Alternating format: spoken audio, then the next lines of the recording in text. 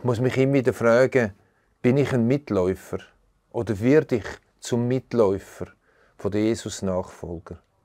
Zu einem, der einfach so mitläuft, weil es in der Kirche gut ist, weil ich ein paar Freunde habe, weil ich mich als religiöse Leben gewöhnt habe. Oder habe ich den Ruf gehört und höre ich ihn heute immer wieder von Christus? Folg mir nach.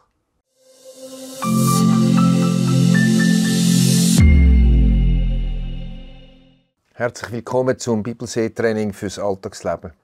Kann man die Bibel sehen? Kann man das Leben in der Bibel sehen? Ist es möglich, das auch zu trainieren? Ich sage ja. Das Erste Testament ist für mich voll von Bildern fürs Alltagsleben. Ich erlebe, wie ich die Bilder sehe und wie sie wertvollste Impulse für mein Alltagsleben bringen. Ich lade dich ein, das mit mir im Bibelsee-Training zu trainieren in den nächsten paar Sendungen. Vielleicht musst du jetzt aber zuerst noch auf den Stoppknopf drücken, deine Bibel holen, aufschlagen und dann wollen wir zusammen drin knündeln. Okay? Ja, und es ist ein Versuch. Ich bin gespannt, ob du dranbleibst und ob du bereit bist, das Bibelsee-Training einzusteigen. Heute zum allerersten Mal. Wir starten im 1. Buch Mose, Kapitel 12. Und zwar ist der erste Teil Abraham. Kapitel 12 überschreibe ich mit der Ruf, Aufbruch. 12,1. Der Herr sprach zu Abraham: Geh aus deinem Vaterland und von deiner Verwandtschaft und aus deines Vaters Hause in ein Land, das ich dir zeigen will. Der Ruf von Gott geht an Abraham zum Aufbrechen, zum Verlassen, zum Gehen, zum völlig Neues entdecken. Könnte sein, dass der Ruf auch uns erreichen könnte, zum Aufstehen, zum Neues erleben, Neues entdecken. Ist doch das, was Jesus seinen Nachfolger, möglichen Nachfolger, ihm wieder zugerufen hat: Folget mir nach. Ist ja das, was Jesus sagt: Die Füchse haben Höhlen, aber der Menschensohn hat niemand, wo er bleibt. In der Nachfolge von Gott, von Jesus, geht es uns wie im Abraham. Immer wieder erreicht uns der Ruf, Nachfolge, aufzustehen, Neues zu entdecken.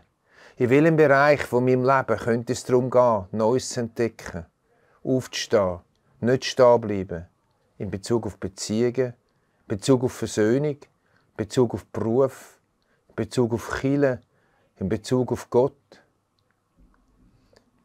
Wir gehen weiter zum Vers 2. Und ich will dich zum großen Volk machen und will dich segnen und dir einen großen Namen machen. Und du sollst ein Segen sein. Vers 3.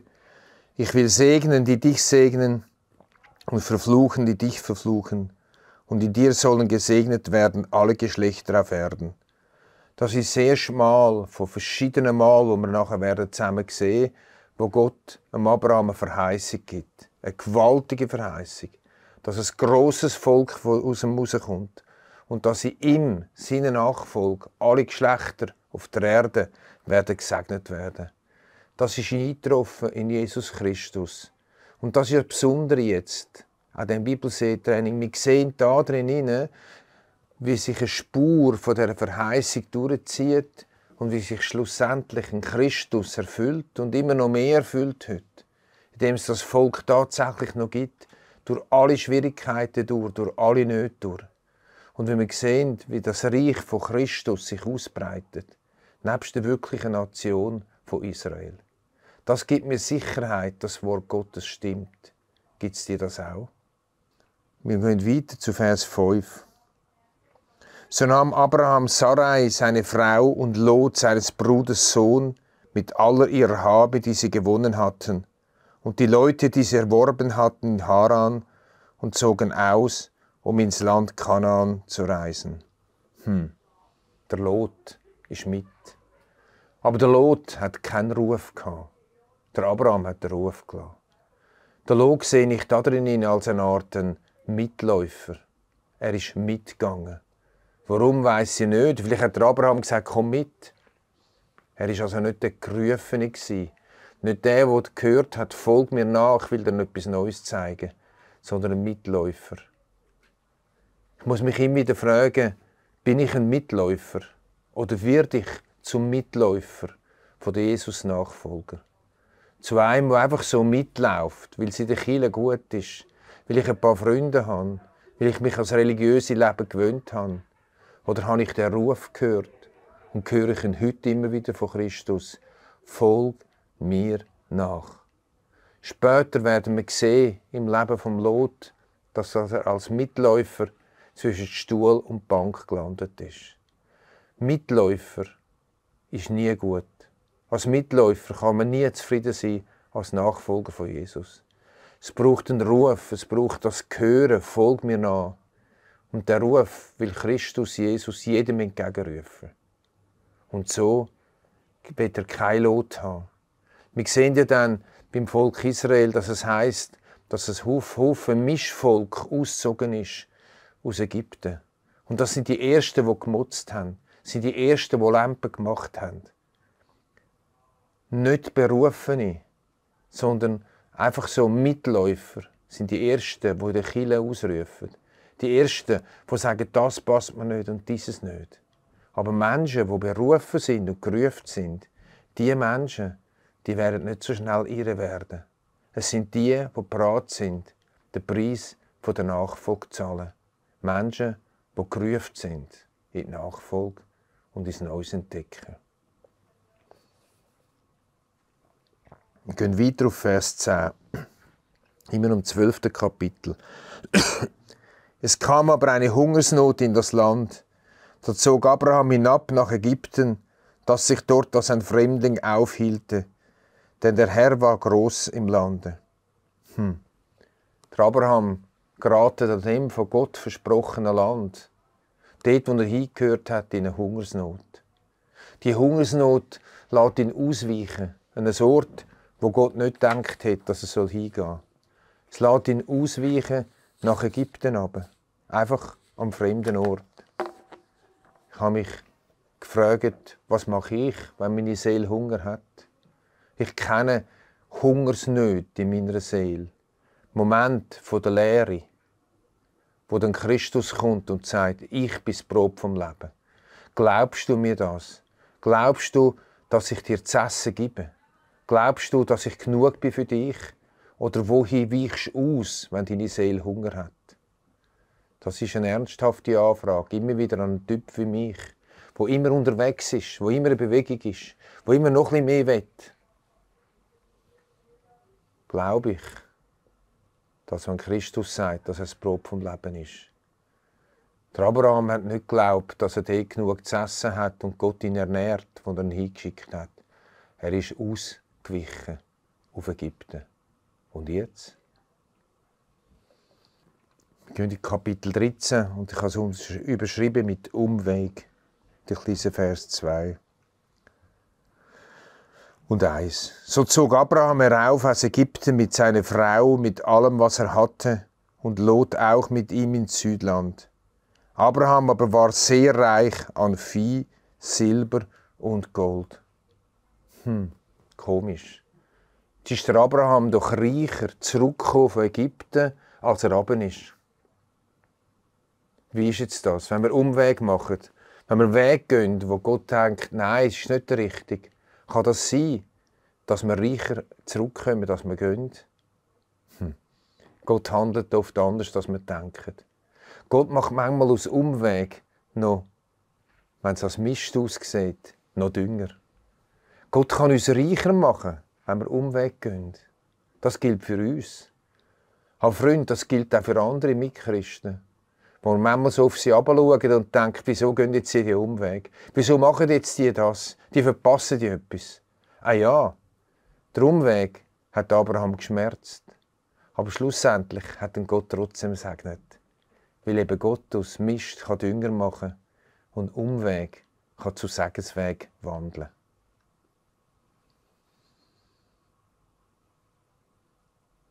Wir gehen zum Vers 6, immer noch 13. Kapitel.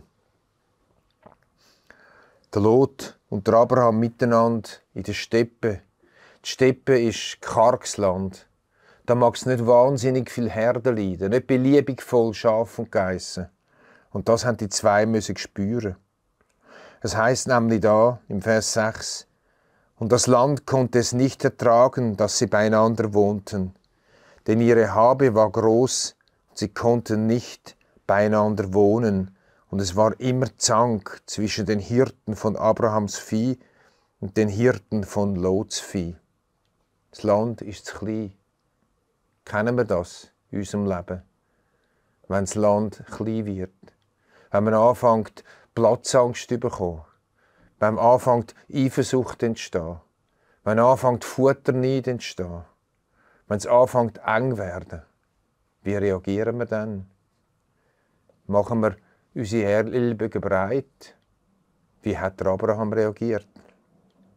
Vers 8 und 9. Da sprach Abraham zu Lot: Lass doch nicht Zank sein zwischen mir und dir, zwischen meinen und deinen Hirten, denn wir sind Brüder. Steht dir nicht alles Land offen, trenne dich doch von mir. Willst du zur Linken, so will ich zur Rechten. Oder willst du zur Rechten, so will ich zur Linken. Eigenartig. Der Abraham ist der Berufene, der von Gott den Ruf gehört hat. Der Abraham ist der Älter. In seiner Kultur klar, wer zu entscheiden hat. Es ist der Abraham, ganz sicher nicht der Mitläufer Lot. Wie kommt um Himmels Willen der Abraham dazu, den Lot entscheiden zu lassen? Wie kommt er dazu, am Frieden zu lieben, am Lot den Vortritt zu lassen? Es ist klar, wenn man umgeschaut hat seine Zeit. Links unten, dort, bei Sodom und Gomorra, war es grün. Fette Wiesen, fettes Leben, gutes Leben. Nicht müssen weit laufen mit den Hirten und mit den Schäfen und den Geissen, bis es zu essen gegeben hat. Nicht so wie in den Steppen oben. Wie kommt der Abraham drauf? Er steht ja in der Gefahr, den Kürzeren zu ziehen. Aber er geht den Deal ein. Im 1. Korintherbrief steht: Warum lasst ihr euch nicht lieber Unrecht tun? Oder Jesus sagt, wenn jemand den Mantel will, gib ihm auch noch den Rock. Freund, der Weg vom Frieden ist, dem anderen den Vortritt zu lassen. Selbst dann, wenn man anscheinend den Kürzer zieht. Sex in der Ehe, Sex in Freundschaften, Sex am Arbeitsplatz, Sex beim Erben, in den Familien. Vers 11. Da erwählte sich Lot die ganze Gegend am Jordan und zog nach Osten. Also trennte sich ein Bruder vom anderen, so dass Abraham wohnte im Lande Kanaan und Lot in den Städten am unteren Jordan. Es kommt, wie befürchtet. Der Lot nimmt sich das viele Stückchen. Er nimmt sich dort, wo es fette Weide hat. Er nimmt sich dort, wo das Leben fett und voll da ist. Und der Abraham, es kommt, wie befürchtet. Er zieht den Kürzer. Im Moment mindestens. Zieht er auch auf die Länge den Kürzer? Ziehst du auf die Länge den Kürzer? Ziehe ich auf die Länge den Kürzer, wenn ich zurückstehe und andere führen lasse? Wenn ich im Eifersuchtsspiel nicht mitmache? Wenn ich im Verdrängungswettbewerb nicht mitmache und mich zurücknehme? Mache ich wirklich das Zweite auf die Länge? Da im Moment schon. In unserem Leben manchmal auch im ersten Moment. Vers 14. Als nun Lot sich von Abraham getrennt hatte, sprach der Herr zu Abraham: Hebe deine Augen auf und sieh von der Stätte aus, wo du wohnst, nach Norden, nach Süden, nach Osten, nach Westen. Denn all das Land, das du siehst, will ich dir und deinen Nachkommen geben für alle Zeit. Und will deine Nachkommen machen wie dein Staub auf Erden. Kann ein Mensch den Staub auf Erden zählen, der wird auch deine Nachkommen zählen. Kaum hat der Abraham den Kürzer gezogen, kommt Gott und erneuert seine Verheißung, sein Versprechen, das er ganz am Anfang, vor dem Auszug von Abraham ihm gegeben hat. Freunde, es ist ein Prinzip, das wir werden sehen miteinander. Immer dann, wenn der Abraham entweder den Kürzer gezogen hat oder einfach auf Gott vertraut hat oder grosse Prüfung hinter sich hatte, ist immer Gott gekommen mit dem Versprechen, das er erneuert hat. Und so zieht sich Gottes Versprechen Abraham durch, zu seinen Söhnen, seinen Nachkommen, zu seinem Volk, bis zum heutigen Zeit, und es ist eingetroffen. Der Abraham ist nicht zu kurz auf die Länge. Gott hat viel mehr für ihn parat gehabt. Vieles grösseres Land, vieles weites Land, nicht die Enge, nicht der Ort von Sodom und Gomorra. Bis witschet das 14. Kapitel, das ich überschrieben habe mit «In Retterposition». Und da gehen wir gerade zum Vers 12. Es war Krieg, Könige gegen Könige. Und der Lot hat in Sodom gewohnt. Und der Lot, weil er in Sodom gewohnt hat, ist mitten in den Krieg gekommen. Und wir lesen eben im Vers 12, 14. Kapitel: Sie nahmen auch mit sich Lot, Abrahams Brudersohn, und seine Habe, denn er wohnte in Sodom, und zog davon. Offenbar hat das Lot Erste gemacht, das Bessere erwählt. Aber er ist in Gefangenschaft geraten, an dem Ort vom fetten Land. Freund, wie schnell können wir in Gefangenschaft geraten, wenn wir dort sind, wo wir angeblich das fetteste Leben haben? Oder kennen wir Menschen, die in der Gefangenschaft sind? Und was geht uns das an? Vers 14. Als nun Abraham hörte, dass seines Bruders Sohn gefangen war, wappnete er seine Knechte, 318 in seinem Hause geboren, und jagte ihnen nach bis Dan.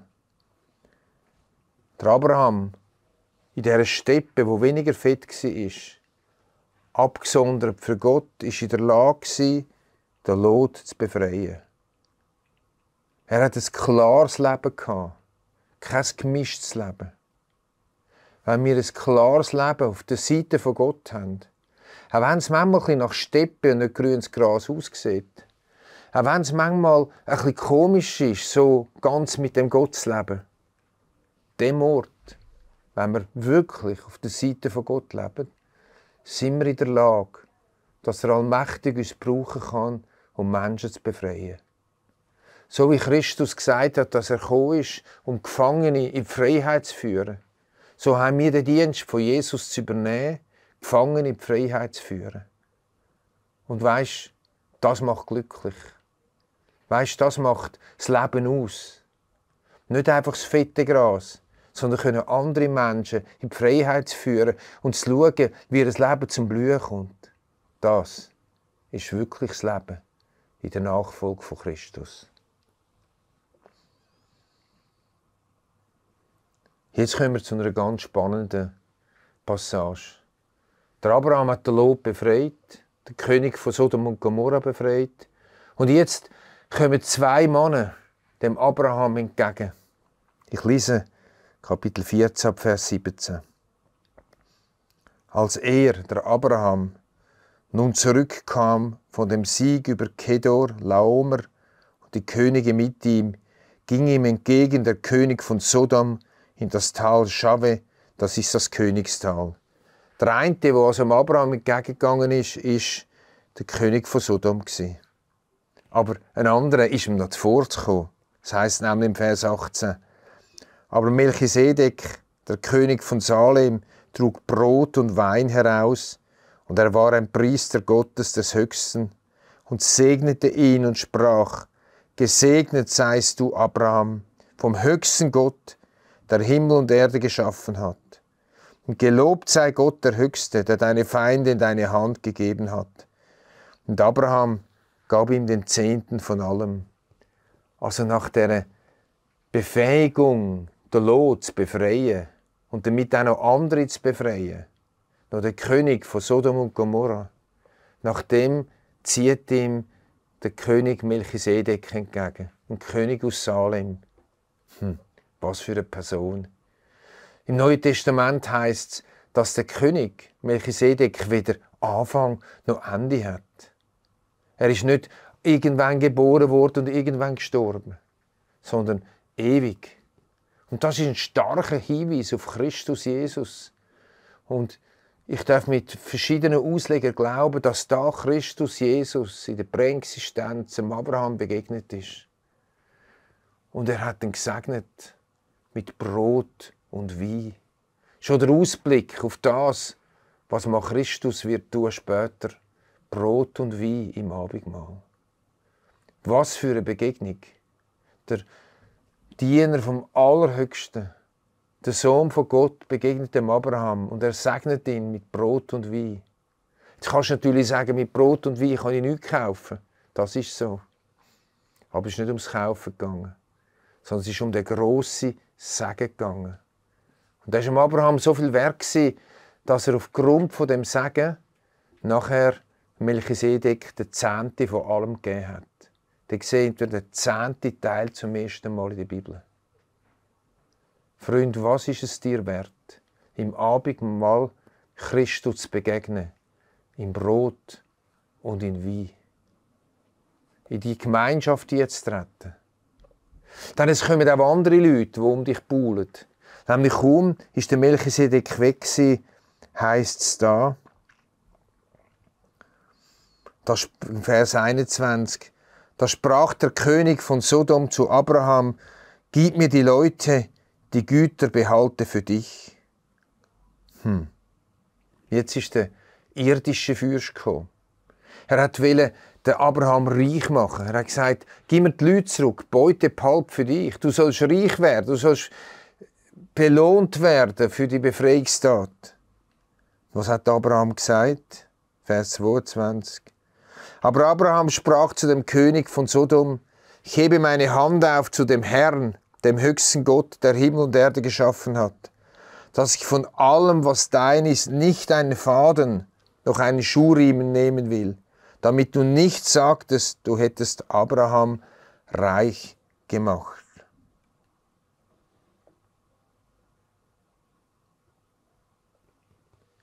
Der Abraham hat sich nicht bestechen lassen. Er hat genug gehabt, dem Melchisedek. Er hat genug gehabt, dem Brot und Wein. Er hat genug gehabt, dieser Gemeinschaft mit dem Christus Jesus. Und er hat nicht den Segen gebraucht vom irdischen Herrscher, wo der Herrscher war von der Stadt der Sünde. Was für ein Moment. Und jetzt? Wie ist es weitergegangen? Nehmen wir das noch zum Schluss mit heute. Kapitel 15. Und das, Vers 1 bis 6. Ich muss ein bisschen mehr lesen, weil den Zusammenhang müssen wir sehen. Nach diesen Geschichten, also nachdem der Abraham gesegnet worden ist von Melchisedek und nachdem er verzichtet hat aufs Reich gemacht werden vom König von Sodom, heißt's. Nach diesen Geschichten, 15,1, begab sich's, dass zu Abraham das Wort des Herrn kam in einer Offenbarung. Fürchte dich nicht, Abraham, ich bin dein Schild und dein sehr großer Lohn. Zum 3. Mal kommt Gott in unserem Text bis jetzt und segnet der Abraham wieder. Er erneuert das Versprechen, er erneuert die Verheißung zum 3. Mal. Als Belohnung für das, dass er verzichtet hat auf den Segen vom König von Sodom. Jetzt aber kommt ein Stück Frust raus beim Abraham. Abraham sprach aber, Herr mein Gott, was willst du mir geben? Ich gehe dahin ohne Kinder und mein Knecht Eliezer von Damaskus wird mein Haus besitzen. Und Abraham sprach weiter, mir hast du keine Nachkommen gegeben. Und siehe, einer von meinen Knechten wird mein Erbe sein. Was für Frust jetzt. Irgendwo hat dem Abraham doch die Verheißungserfüllung gefehlt. Er hat keinen Sohn gehabt. Und er hat gesagt, alles ist umsonst. Alles geht irgendwo das Loch ab. Hast du auch schon so Frust gehabt? Mit Gott im Klartext über das geredet? Hat Gott das Problem damit? Wenn du enttäuscht bist über seine Führungen? Wenn du enttäuscht bist über die Erfüllung von Versprechen? Ich habe das oft in meinem Leben. Und ich glaube, Gott kann sehr gut damit umgehen, weil er da auch mit dem Abraham umgehen konnte. Er ist nicht darauf eingegangen. Er hat nur weitergemacht im Versprechen, und es heisst, und siehe, der Herr sprach zu ihm, er soll nicht dein Erbe sein, sondern der von deinem Leibe kommen wird, der soll dein Erbe sein. Und er hieß ihn hinausgehen und sprach, sieh gen Himmel und zähle die Sterne. Kannst du sie zählen? Und sprach zu ihm, so zahlreich sollen deine Nachkommen sein. Gott sagt, nein, ich werde meine Versprechen nur erfüllen. Es braucht einfach noch ein bisschen Zeit. Und Abraham, es kommt ein gewaltiger Satz. Und der heißt, Abraham glaubte dem Herrn, und das rechnet er ihm zur Gerechtigkeit. Freunde, ich wünsche mir und dir, dass wir uns immer wieder zu dem Glauben durchringen. Dem Glauben an Gottes Versprechungen. Dem Glauben an Gottes Verheißungen. Und das rechnet uns Gott zur Gerechtigkeit. Nicht unsere Taten, nicht unser Wohlverhalten, nicht, dass unser Leben ohne Umweg geht. Das geht es nie.